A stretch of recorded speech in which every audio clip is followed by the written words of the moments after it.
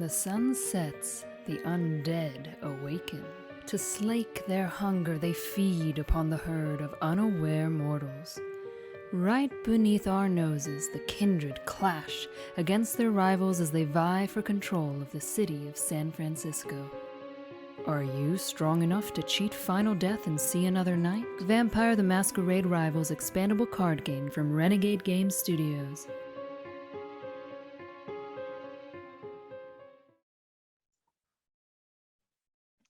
Welcome everyone to Vampire Wednesday. Welcome back everyone after a week, I guess, where we did stream, but it was a pre-recorded. I'm here with Matt Hyra. How you doing, Matt? I'm doing all right. Enjoy the week off? Yeah, it wasn't too shabby. Well, I am coming to everyone from from my haven here, currently quarantined with COVID-19. So everybody wear your mask and be safe if you are venturing out to feed. Congratulations to Leanne LaFollette, winner of our San Antonio Prince of the City event this past weekend, and as well as to the winner of Vienna, which was a Thin Bloods deck. I know. I haven't gotten the information on the winner or the actual deck yet, but pretty cool to see Thin Bloods taking down an event. We will have more information on those, once I get the full report from the TOs. And then, of course, this weekend, more tournaments are happening. If you're in the Atlanta area, head out to Meeple Madness in Brazelton. If you're near Milwaukee, Falklandia Gaming, which is, I believe, also a brewery, are both hosting Prince of the City events on June 4th. Weekend after that, things heat up in San Diego, California, which I know is going to be another big one. Durham, North Carolina, this was rescheduled from a couple of weeks ago. And Paris, France. So another event on the continent. So a lot of good news, a lot of things happening there. Winners, you guys should have received or will be receiving a survey to let me collect all your information so we can get to work on making you a vampire. Matt, we have a little update sort of for the tournament rules that is in effect now. The errata to the Haven, the Pit. Right? Yeah, that is now in effect as of a couple days ago. So you are granted one unhosted action the first time you recruit a character during each of your turns. So it's on the rules update, and we're actually going to post it again after this because we have some new stuff, but we'll get to it after. Yes, indeed. And then, of course, we have now seen several events happening since Shadows and Shrouds came out. So we have a real quick update on what we've seen meta-wise with the decks making top four. We have seen the big hit, the most popular for the Hecata and La Sombra being Enzo Kappa for the Hecata and Juan Carlos Diaz for La Sombra. La Sombra seemed to be quite a bit more popular than Hecata overall, I think because there's just some really splashy kind of heavy hitters in there. Matt, do you have any insights on like why those guys in particular are showing up? Yeah, well, it's just a new style, messing around with your agenda, kind of maybe even discounting your agenda and going for a going for a KO just seems like a pretty popular way to go. And it's just so much different than how the players have been taught to regard agenda as all important. And now suddenly there's something new that gets you there. Hecata, they're doing wraiths and rituals, but we've seen rituals before, so maybe they're not quite, doesn't have that quite that newness, Sure. Although Enzo is certainly he works really well with wraiths, so I think people are starting to see that wraiths are pretty cool. Thanks. Lorcan pointing out in the chat, the Prince of Vienna is Alvin Bosch. So congratulations, Alvin and Leanne, for taking down events. On the side of Havens, well, we just talked about the Pit. The Pit is leading things, although it's a very close comparison here with both Dragon's Roost and Royal Retreat right after it. So University Library has fallen down to 4th place. Dragon's Roost, super useful to just control the tempo of the game. And I think that has become more prominent for people lately. Yeah, I think the Pit may have been a case of get it while it's super good, but it's still good. It's just going to be more useful for decks that want to recruit 5 to 7 vampires from now on. Understandable. Yeah. Then on the agenda side of things, Turf War in the lead. I think that especially when we saw Robert Jordan Leverix Jones's deck where it's able to score both aggressively, like for both attacking and for it was up to like 4 agenda a turn. Turf War has some real utility there and has been popular. But Invisible Army and Horde the Herd coming in second place. Cool. And then Library, a Biting Comment still top dog. Intimidation, Backup, Mighty Fall, and Slap in the Face are also ahead of the pack. Then we get into a pretty good spread after that. So nice to see things diversifying a little bit, especially in some areas, and mixing it up. But of course, it wouldn't be a string without showing off some new stuff that's going to, of course, shake up the meta for Gen Con even further. It could be a stream, but it'd be a bonus if we got to show off some new cards from the Heart of Europe. Yes, and I don't think all 21 people are here just to hear about the meta. They want to see the new stuff. So without further ado, let's go ahead and show some new stuff. This is going to be Tremere, Thin Bloods, Gangrel, and Nosferatu, covering the first 2 expansions. The cards that are from those clans and most irrelevant to those clans. So we start things off with Alistair. Yeah, Alistair is 5-cost Tremere with even split on the attributes with Auspex and Blood Sorcery. This attacker ability provides a lot of usefulness no matter what kind of cards you're playing. So if you really want to poke some damage through to make somebody vulnerable, you can do it. And of course, the Tremere have some healing abilities and whatnot, and they can use I should say draw abilities, and they can and even use the university library. But essentially wanted to play around a little bit more with the Tremere theme of having a lot of cards and using them for something else. Yeah, so Alistair can make any kind of attack, even an attack that may not normally do any damage. It could be like a 0, like a some of the attacks that are better on the effect than the damage. Well, he can just if you got plenty of cards in hand, you can punch through to do a good amount of damage even on somebody who's got defenses. So just a lot of good options there. And since he's got 1 in each of his categories, you can never predict the axis that threat's going to take. That's right. Yeah, I like that. And we go over to Zuzana. Zuzana, another Tremere vampire, this time only 4 blood potency. Yep. Another guard. Yeah, a 4-cost guard, which means they also can have a separate ability, right? So this one is going to help the ritual deck, which is when this character blocks an attack, replace 1 blood on the attacker with 1 of your color from the general supply. So that is going to hurt the attacker the next time your turn comes around. If you can manage to get a ritual going, it's gonna cost you 1 less blood to get that thing going, or just play it with 1 blood on it and maybe find other ways to get blood on it later. You don't have to pump it all the way up to 3 every time if you don't want to. What was the other guard ability that we talked about 2 weeks ago? Let's see. That was the leader, Sarka, the 5-cost guard, and I believe that one was now I suddenly don't remember. Sarka, this character may block range attacks. When a character in this party blocks an attack, okay, it was stealing blood. And this is replacing blood. Okay. Right. I knew they were blood effects, I just couldn't remember what. Yeah, if you can get a party of Sarka and Zuzana, you're going to be doing a lot of blood chicanery with an attacker. Oh, that's kind of fun. Yeah.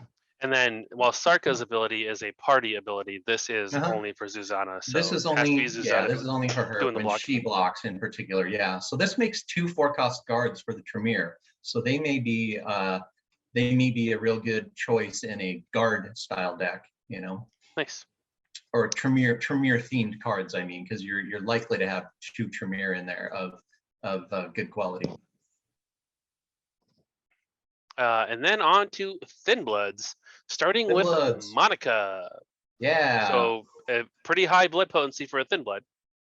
Yeah, it's a gigantic 3-cost Thin Blood.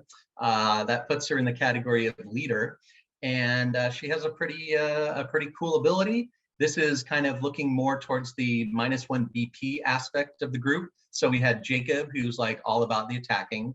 Frog, he's all about the alchemy, and now Monica is all about the -1 BP tokens. And you're going to be able to get those out there pretty easily because you're going to have a bunch of 1-cost characters floating around. Very easy to exhaust one of them and just put a -1 token on everybody pretty much once per turn. And you don't have to even be in the streets to do it. So there you go. And your character that you exhaust to do that, if you don't, make a new party afterwards, they're still in whatever party they were in and can be blocked Right. for by Yeah. that party. Yeah, you could certainly make an attack and then you use the ability and they're still in the party. So their party ability with the +1 shields would still be applicable to everyone in that party. They don't leave when doing an exhaust effect, only attacks. Yeah, that is pretty cool. I like that. Mm-hmm. And then we get another 2 here with Jan Zubek. Yeah, Jan Zubek. So one of the issues that the Thin Blood have is they are easy to take down, and Jan is telling you to slow down that agenda gain. So however you might be gaining agenda, whether it's for because your rival took you out, or there was a marked man token on you, or there was like some La Sombra clan effect. Yeah, taking out the first time, it's only the first time that you take out a 1 or 2 BP character in your coterie, the foe gains no agenda for defeating them. There is there is some explanation in the FAQ for this one, as you can imagine, but yeah, it basically is going to slow people down so that your little chumps aren't also stocking someone up on their agenda pool. So does that only affect the default 1 for taking out a rival, or does it also affect like turf war? No, that would also affect turf war. Yep. Okay. Yep. Various things. It's for it's for defeating a rival vampire, like I said, marked man, and other various La Sombra clan effects. So yeah, turf war is included in that. It's whatever you're doing that might gain you an agenda, you don't gain it. So crazy. That's a really strong defensive piece for Thin Bloods, just to give them to be like, hey, you know what? Don't come after me for that easy point anymore. Right. Yep. That's kind of cool. Mm-hmm. And then we go over to some new Gangrel, starting with Akane. Akine, I don't know. However you want to say it, it's probably fine. And so this one Akine is has probably fine. 3 blood potency and the ability Solo Attacker. This attacker does not declare their attack type until step 8 of the attack sequence. So for those of us without the rulebook in front of them, what is step 8? Step 8 is, I'm pretty sure, when you would reveal. Yeah, so basically she just says, I'm attacking. And then you have to decide if you want to guess if you want to play a reaction, you got to guess as to what it's going to be. So playing one that can work against multiple types is going to possibly do pretty well, but she might have something up her sleeve. You never know. Okay, yeah. And so she's got attacker, 1 in 2 different areas. So yeah, already there's no obvious choice. It could be social or physical, or you could really go for the play and go mental, or even ranged. Oh yeah. So yeah, so the keyword, the word solo attacker means she's in a party of 1 while making this attack.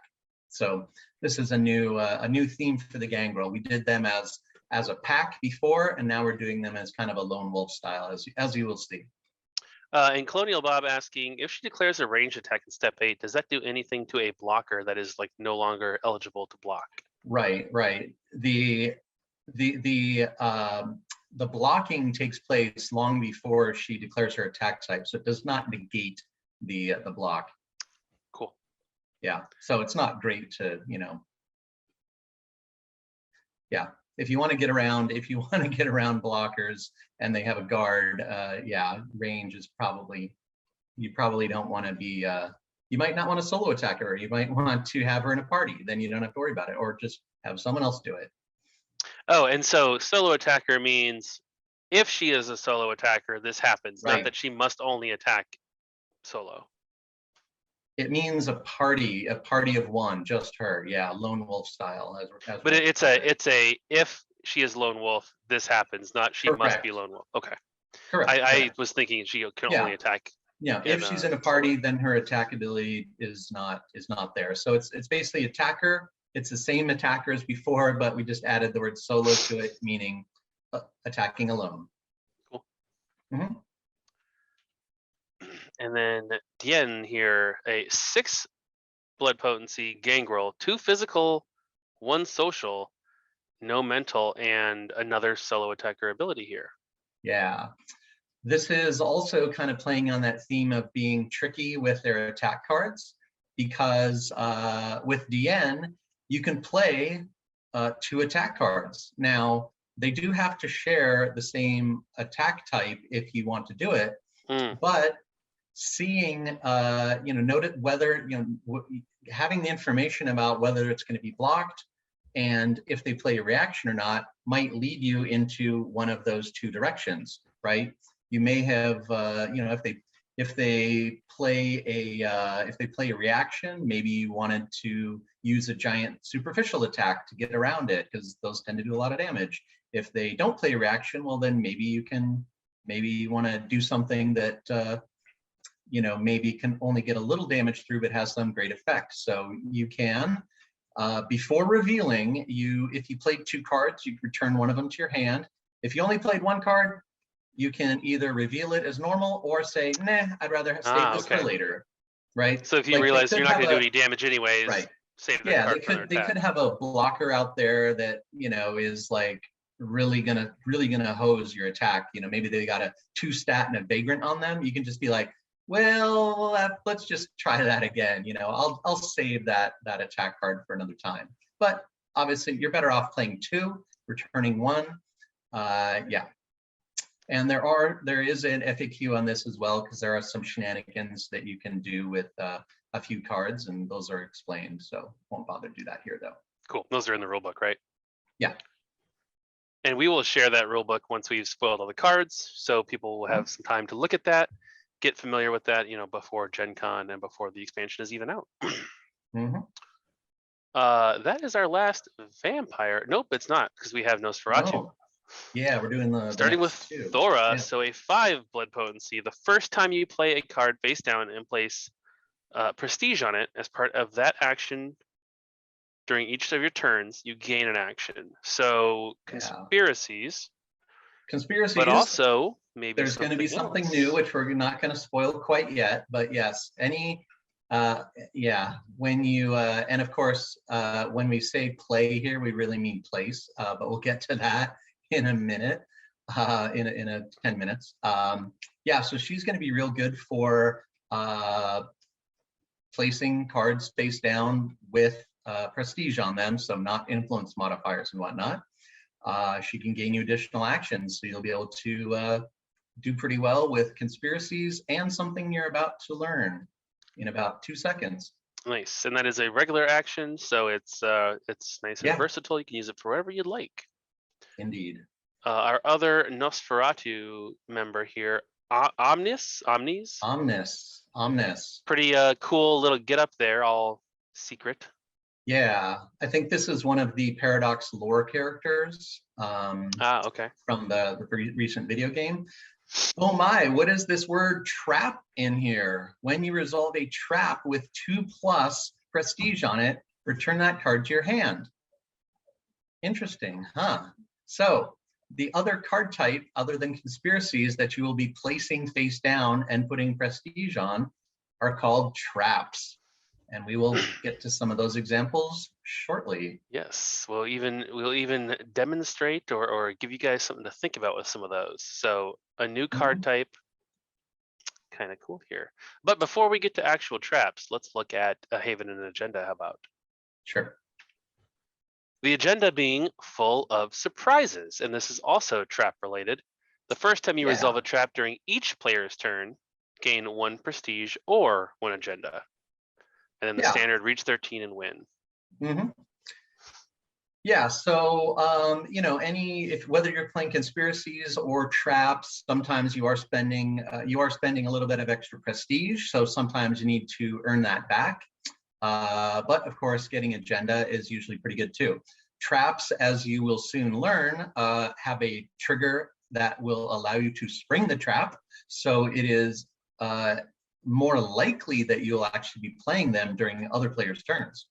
Occasionally on your own turn, but usually on other players' turns when they do things you don't like and you've caused them to step into a trap. A little bit like wraiths, sort of, how they go off when a certain thing happens. I mean, a little bit, because you can flip that trap. The wraith is typically flipped during an attack because most of their abilities are attack related, but traps are not always done when they're attacking you. Let's put it that way. You can spring traps you can spring traps as a third party, as an uninvolved third party, and sometimes to great effect. Awesome. And then on the side of Havens, we've got the old rail station. So this is another thing for those thin bloods. Characters attacking your coterie deal -1 damage for each -1 blood potency token on them. This can if you really want your thin bloods to have some survivability and you want to make the new thin blood, just forgot her name. If you want to use the new thin blood 3 BP character, you might be able to get a couple of tokens on your opponent's main attacker and really slow them down when they come after you. So there's also going to be another thin blood that hands out -1 BP tokens in one of the upcoming OP kits, the 4, 5, and 6. I think it's 5 has Sid Bakri, and then also comes with the acrylic -1 BP tokens. So I think when he's defeated, he puts one on somebody. So yep. That kind of combos nicely though with if he's only a 2 or a 1, he's a 2. He's nicely, 2, so that they won't score the agenda for that, but they will get the -1 BP. True. Yeah, if you're playing him with Jan in there as well. Yep. Cool. I think that's a thing that thin bloods in particular have needed, is more options so that people can not worry about being boxed out of playing characters. And so I think having a couple more vampires will really help. Yep. And then on to what I believe will be the clan specific card for each clan. Blood Transfusion. This is an unhosted ongoing Tremere card. So yes, Tremere only. And this is if you want to get a little aggressive there. It's unhosted, so you can play a ritual and then maybe drop one of these as well. But you might want to get a couple of these into play and then go make some attacks, because if you don't defeat your target, you can, for each of these blood transfusions, you can replace 1 blood on the target with 1 of your color from the general supply. So, and it just occurred to me that this is ongoing. You could have 3 of them and be putting out a lot of blood. Yes, you could essentially, if you are so lucky to draw and play all of these, every one of your attacks, if you don't defeat them, is going to replace 3 blood at that point. So there you go. You just paid for your rituals. So that will be of a benefit to any Tremere deck that wants to mix it up a little bit to instead of paying their own blood. And just to remind people, so the rule about not being able to pay a cost that would kill a character, that applies to Tremere playing off other people's characters still, right? Yes, so yes. Indeed. It's not necessarily a way to get a kill, but it's a way to put them on their last legs. Yeah, you can get them down to 1 pretty fast. Even if that 1 ends up being 1 of your blood, you do have ways of there is a card that actually will let you literally kill them if they only have blood of your color. So that would be another way to go. I forget what the name of it is, but I'm sure someone will tell me in about 5 seconds. Awesome. I Yeah. think that's a pretty cool card and really Yeah. fun for Tremere. hmm On the Thin Blood side, the Hidden Stash. Got to keep those alchemies, alchemic formulas somewhere.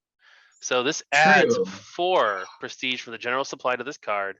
You may Yep. spend prestige from this to pay for activated abilities on characters in your coterie. So the obvious one being the spend 1 to give everybody Yep. 1 shield.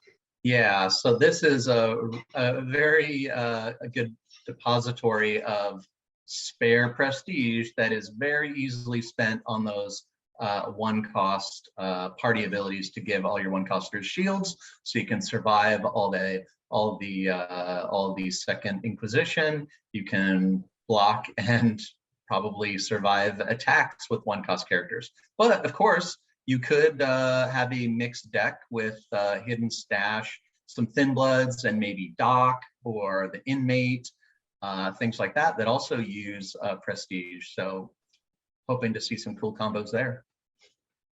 Coyote is asking, when are all these coming? These are all coming later this month, to be legal at Gen Con. So yeah, end of the month, basically. if you think you've got, your deck already nailed down for Gen Con, think again. There's new stuff that's going to be out there to mess with things. In addition to the new city deck, the new city deck with also special events. Gen Con's going to be the Wild West, put it that way. Yep. The Gangrel, well, I guess it's Wild East, it's Indiana, but Gangrel has Lone Wolf, which ties in perfectly with what you were talking about earlier. Yeah. Lone Wolf, so unhosted action ongoing. It's a couple of different things. So during other players' turns, your characters who are alone in a party have +1 shield. So don't be afraid of leaving your characters out to dry in the streets because they will have a little extra protection. And then when you are actually attacking as solo, so your characters have solo attacker, meaning they don't have to already have it, but this will make them, the target has -1 shield during the attack. So if they play a reaction, it may not work as well as they hoped. And that's also so does that -1, obviously it affects defense from reactions. Does that affect the damage mitigation from their attributes too? No, those are not shields. That's inherent. That is inherent attribute mitigation. It also doesn't affect the vagrant because that's damage prevention specifically. So yeah, it only works against at the moment reactions or anything. Makes sense. Of course, if you are actually having a lone wolf versus lone wolf fight, they would the +1 shield would be negated by the solo attacker. The target has -1 shield, so that could also happen. Coyote piping in with Extinguish Vitae as the card that will let you take them out there if they it only is. have your blood. Yeah, and then clarifying that he was wondering when the kits are coming. The kits are on a boat. I expect them in here within the next month or 2, but it's so hard to tell these days because sometimes things sit like in Chicago for weeks for no discernible reason. Yeah, getting a truck to actually show up can be tough when it's in Tallahassee, Yep. And then Nosferatu off limits. So our first trap. Our first trap. Yes, this is a Nosferatu only trap, and it is played. And when you see the word play on a trap, that means place. Place this card face down and place 1 prestige on it, same as a conspiracy. So this will be indistinguishable from a conspiracy when you first put it down. However, oh sure, it's a little bit of a mind game there. Yeah, the difference is traps are only you don't get to show traps, and other people cannot contribute to them. It is only going to be your tokens on it. Okay, but they all traps are going to have a trigger moment. This is resolve at any time. That's just to let you know that you can do it whenever you need to.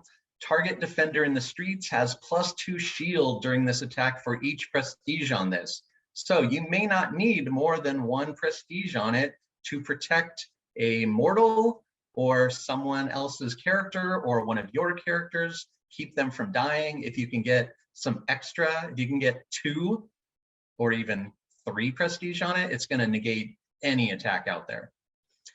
So kind of along the same lines as people are using Dragon's Roost to mess with important plays by other players. Yeah. If they're going for somebody in the streets, this is another way to do that. That's right. Mortal, any character, your character, and heads up, this is not a reaction, so it may be used to aid a claimant to the prince title. Pretty fun, right? Oh, sure. Yeah. Okay. All right. Yeah. So when the person calling you rival plays a card against you, you might have something to say about that after all. Nice. Mm-hmm. And then these are not clan specific necessarily, but have some strong clan ties. So we've included them here. Awake with evening's freshness. So another ritual for the Tremere. Another ritual. Yep. This is a normal ritual, but it does have a relentless, which allows you to move a ready character in your coterie to the streets to block a non-range attack against any target. So this is very similar to Dragon's Roost, but a couple of caveats. Does not have to be your leader. Could be anybody. You could just throw a little chump out there. Sure. And it also does not block ranged attacks, while Dragon's Roost does. Gotcha. But with those Tremere that we've seen, and some of the characters we've seen that have those abilities on blocking, maybe some pretty good utility here to, not only stop an attack that's important, but get something yourself, like getting one of your blood out there. True enough. Yeah. And it's relentless. So you might, if you have a bunch of ready characters, you could do it once during each player's turn. So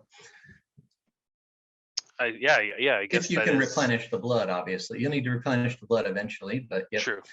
Also notice that we do not bother to print when empty burn this on these. That is explained in the rule book that any card that is using tokens on it as a expendable resource or a resource you gain from that card, when it is empty, you're going to burn it as a game rule. That way we can save text on the cards. Makes sense. Save room. Yep. So that's in there. Spiders, not an animal, but instead a trap. Yeah. Still Gangrel though, or Yep. Nosferatu, I guess. Well, no, this is not. It's not Nosferatu. This is a generic. It's not Nosferatu. Well, I'm saying because of the good for them because of the animalism. Oh yeah. Because of the animalism. Yes, you do need animalism when you resolve it. So you have to have somebody in your coterie with animalism when you resolve this.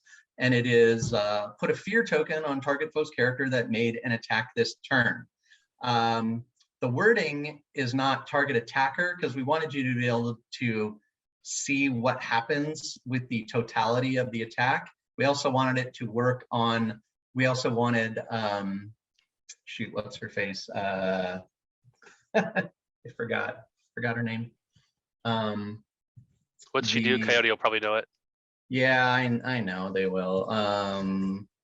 Wow, I'm just totally blanking on. So names. this is not it's not relentless, but the resolve at any time allows you to fire it as if it was relentless, but even better. Correct. Resolve at any time. Because it's a trigger. It's target foe's character that made an attack this turn. It's essentially we don't need to put relentless on things that are automatically only useful during a foe's turn, right? Okay. Hopefully that makes sense. Yeah.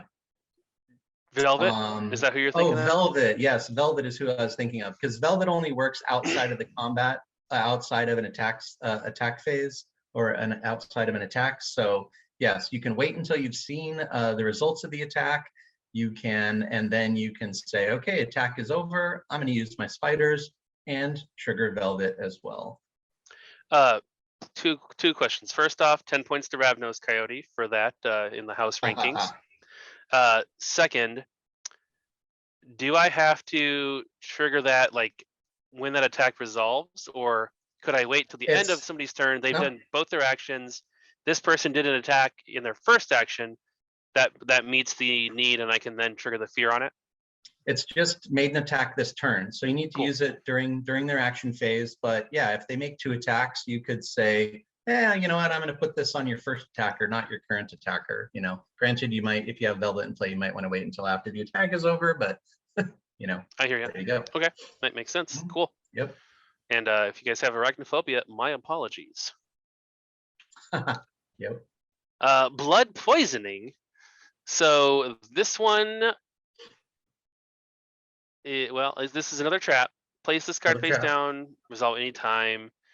That's what is the discipline that is blank? Obfuscate. Obfuscation. Yeah. It's hiding obfuscate. from you. It's hiding from you, much like Velvet. So target foe's character that attached a retainer this turn loses a blood for each loses prestige. 1 blood for each prestige on this card. Yeah. So that is potentially scary. Yeah. If someone's got a face down card with a couple prestige on it, and they haven't been showing it around and getting other colors on it, you could be a little bit worried, especially if they are playing Malkavian Nosferatu and have obfuscate. Yeah, you know, you might want to put that retainer on a big guy with a lot of blood. Otherwise, could get taken down. Yeah, man, these are nasty. Yeah, kind of fun. So you'll notice that because this is a refeature, but we wanted to include some new strategies. Notice that there are 3 traps in there, right? That means a maximum of 9 traps in your deck. So an agenda like full of surprises might have a hard time getting enough traps to work out for you. That's why Omnis is there, to return some of those traps to your hand so that you can play them again. Now, your opponents might have a little bit of fair warning, but of course you can bluff and put a different trap into play and then save the one you brought that you brought back to your hand for later on when they're not expecting it. So that is why Omnis has that ability. We didn't want to, there wasn't space to put like 4 or 5 traps in here just for one new play style, but that makes sense. And the nice thing is you pull a card back with Omnis, and then if you don't play it, you're kind of still getting the effect of playing it, because people are going to assume that maybe you played it. So they're going to not do the thing that you didn't want them to do, and then they're going to still catch them out on a thing that they maybe thought was safe. So kind of versatile there. And it might be at a situation where there's only a couple of retainers left on the board anyway. So then maybe you're saying, it's probably better off to discard this or whatever. Granted, you might not want to discard it because then they'll know that they don't have to worry about it anymore. Something like that. Yeah. True. That is all the new cards for tonight then. What? No way.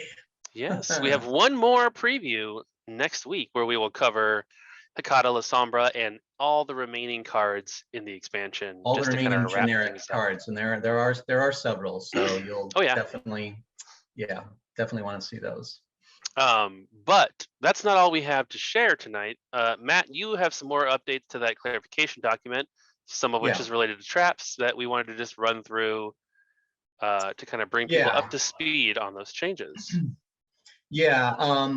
I think last time I'd said that Governor was gonna maybe need we were gonna replace play with place, but the fact is there are so many cards now that say play where it should be placed that instead we're just outlining it completely in the rules update to say that placing a card is putting a card from somewhere into a game area, typically face down. The core rules didn't distinguish between play and place, but now we need to. So the following, it lists the cards that use the word play, which should be read as place. That's Govna, Renegade, who was the other Malkavian, who is a Malkavian we previewed 2 weeks ago, and Thora. And then all conspiracies should be read as place this card face down, and all traps, which we've just seen, should be read as place this card face down. So that way we're unifying it all and making it work better in the rules. So because playing a card is resolving a card, right? And there was a little bit of there was an issue between placing that we needed to resolve. So that's how we did it. It'll be in there. We'll get it up tonight. You'll be able to check it out tonight or tomorrow. Also wanted to update that when a character gains blood, to leave them with more than they just had, that is a mending effect. We had put this as a mending effect on a few cards where it wasn't entirely obvious that it was a mending effect, but of course what that ended up doing is making people question cards that gained you blood but didn't say that it was a mending effect. So this can happen. So mending, mending can be via the end phase discarding, seduction, things like that. So stealing blood, swapping blood doesn't increase your blood, so that is not mending. Mending is going from 4 blood to 5 blood.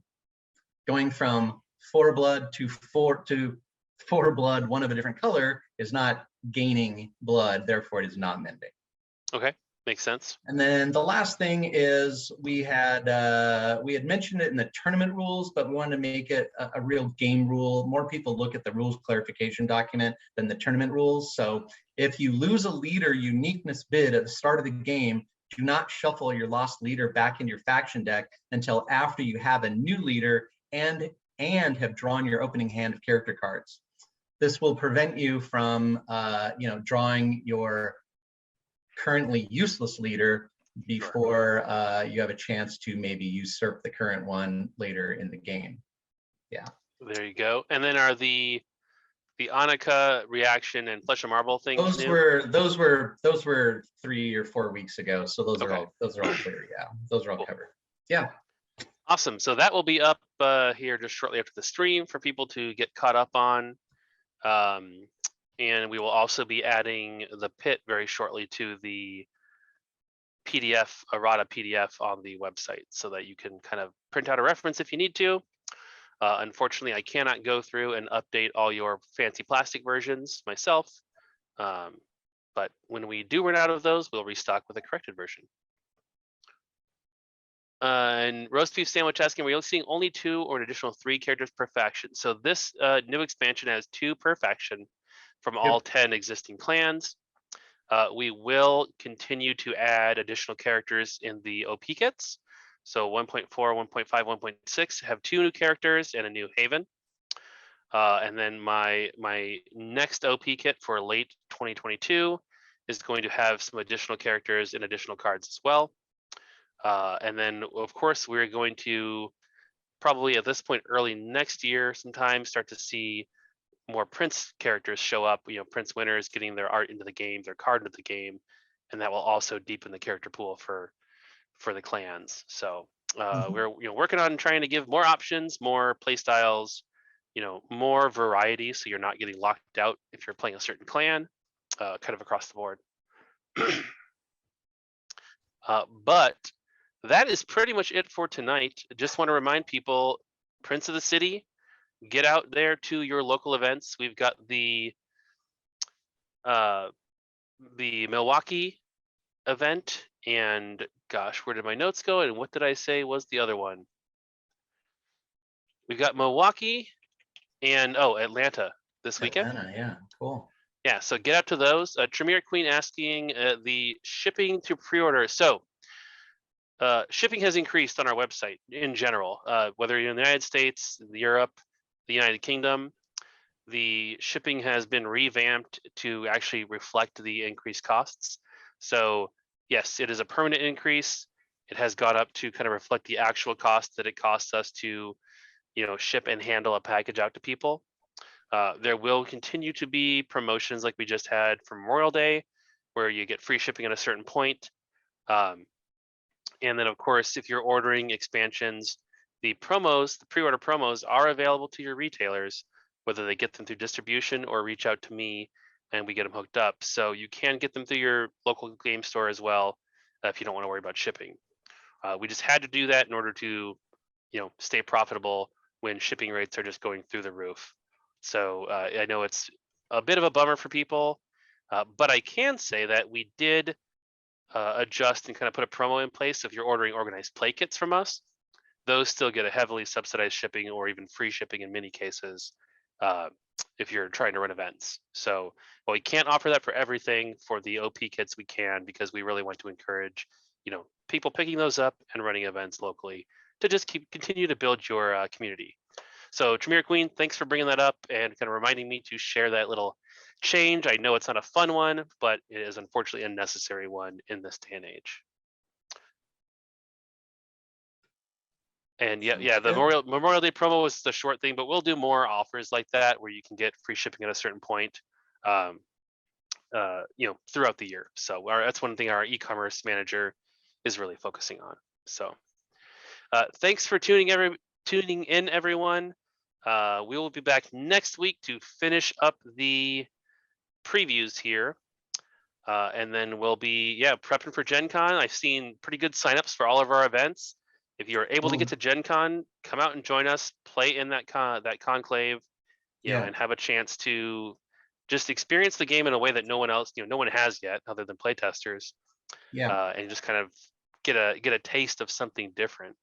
And we will be introducing the team rules as well in a couple weeks, two or three weeks. Yeah, so stay tuned for that. We'll let you know the day we're going to do it, but we don't. Might be 2 weeks, might be 3. We don't know yet. Yes, indeed. We're in testing. Right. And MJ Ginup, thank you for your thanks. We have a great time, and we're looking forward to just sharing all the stuff that Matt and the team have been working on, and the things that I've been working on for Organized Play with everybody over the next couple months. So everyone, take care. Good night. Bye.